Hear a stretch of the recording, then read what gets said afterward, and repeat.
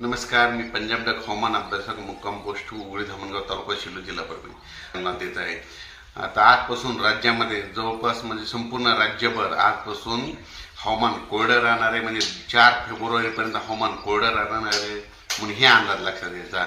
राज्यात एकंदरीत परिस्थिती राज्यात आपण प्रत्येक विभागावर बघून राज्यामध्ये आता पाहायचं झालं तर उत्तर महाराष्ट्राकडे आज आहे म्हणून हे अंदाज लक्षात घ्यायचा.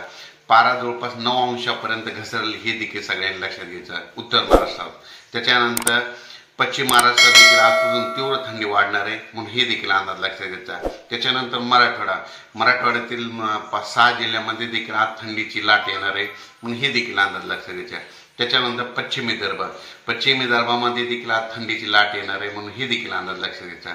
त्याच्यानंतर पूर्व विदर्भामध्ये देखील आजपासून हवामान कोरडं राहणार आहे आणि थंडीला सुरुवात होणार आहे म्हणून हे अंदाज लक्षात घ्यायचा.